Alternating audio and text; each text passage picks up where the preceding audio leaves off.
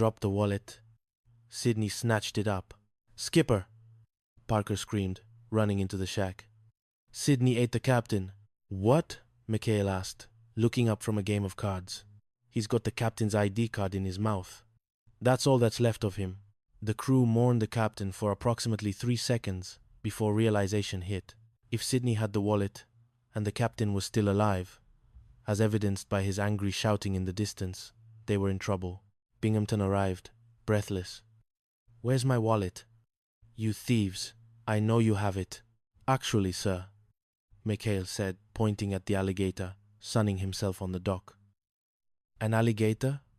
You expect me to believe an alligator stole $900? Binghamton sneered.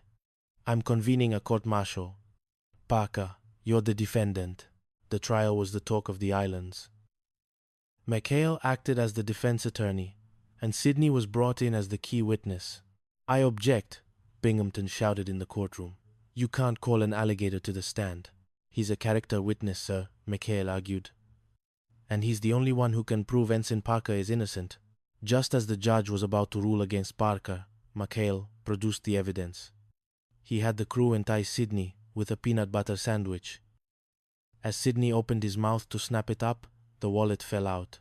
"Aha!" Binghamton shouted. "There it is. The stolen money." "Check the serial numbers, Your Honor," McHale said. Binghamton froze. He had forgotten that he had used Lieutenant Carpenter's back pay for the sting. "Wait," the judge said, looking at the bills. "These numbers match the payroll requisition filed by Lieutenant Carpenter this morning." "Captain, were you using your officer's pay for a gambling trap?" Binghamton sputtered.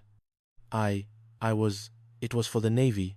"Case dismissed," the judge barked.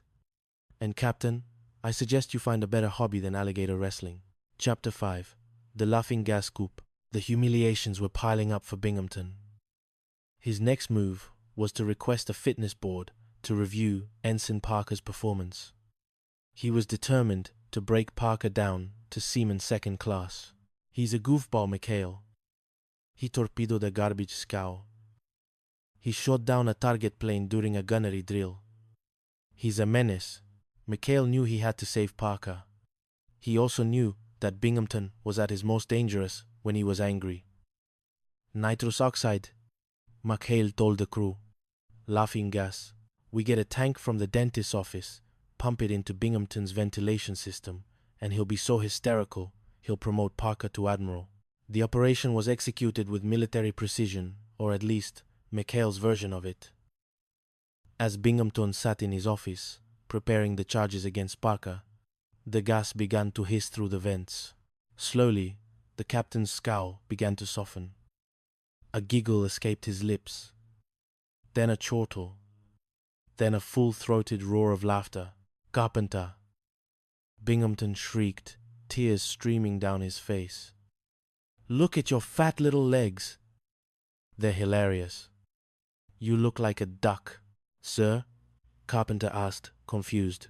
McHale and Parker walked in. "Captain, about that fitness board." "The board." Binghamton laughed, slapping his desk. "Parker, you're a riot. You torpedoed a garbage scow? That's the funniest thing I've ever heard. Give that man a medal. Give everyone a medal." He grabbed McHale and began to dance a jig. "Oh, Chucky Wucky, you're my best friend. Let's go on sick call together." Just then, Admiral Shoemaker arrived for the hearing. He found Binghamton wearing a hula skirt over his uniform, dancing on a table, and calling his officers snookums. "Binghamton," Shoemaker roared. "What is the meaning of this shameful conduct?" "Admiral," Binghamton giggled, pinching the Admiral's cheek. "You're a cutie. Let's have a party." "He's been under a lot of strain, sir," McHale whispered to the Admiral. "Hallucinations, you know." Suddenly, the air raid siren began to wail.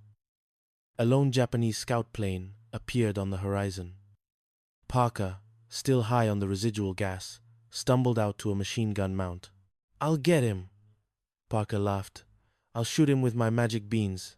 He closed his eyes, pulled the trigger, and in a miracle of sheer incompetence, the bullets caught the plane's fuel line.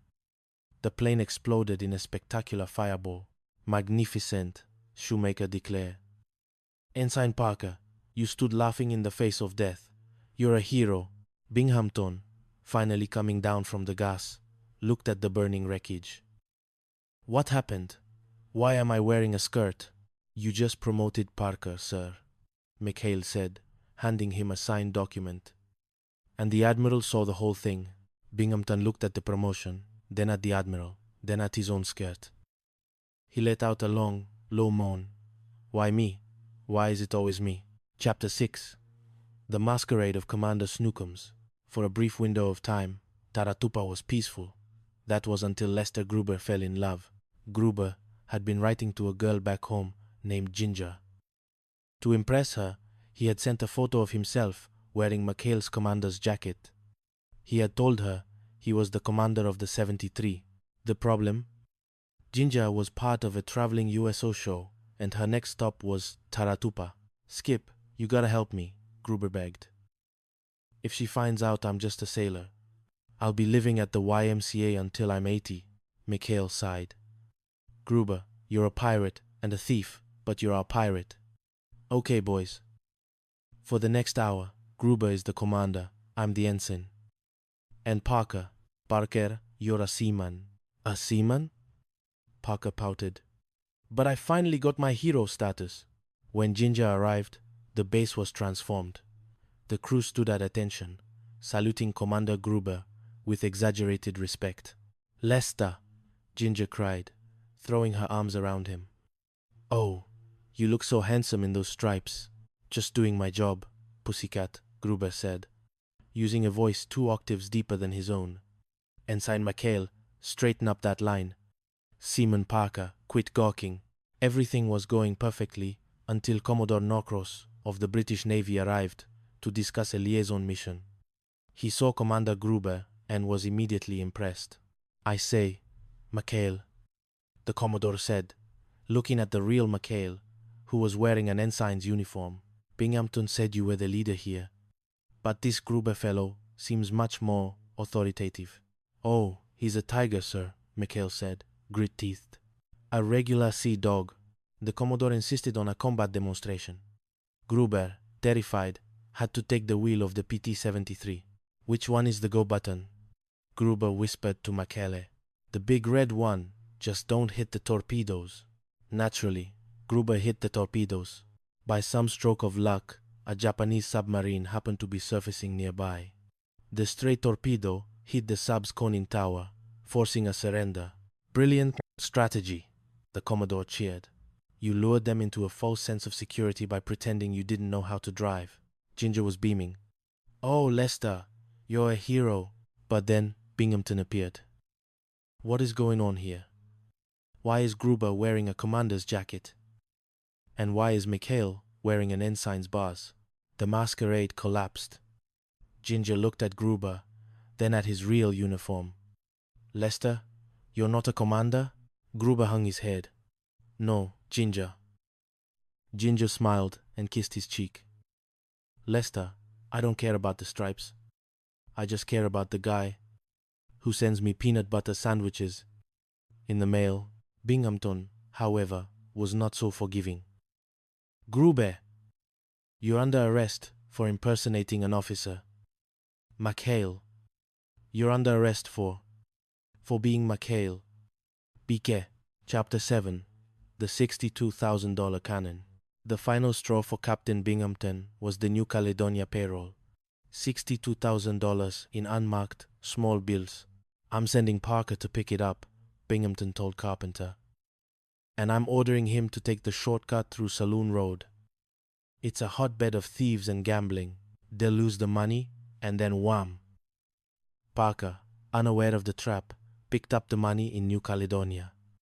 But on his way back, he was distracted by a beautiful French girl with a peculiar birthmark on her ankle, a small brown heart. While Parker was distracted, a group of local bandits snatched the payroll bag. The money! Parker screamed, waking up from his daze. It's gone! He ran back to the PT-73, hysterical. McHale knew they were in the fight of their lives. If they didn't find that money, Binghamton would have them in front of a firing squad. Okay, Boys, Mikhail said, we have one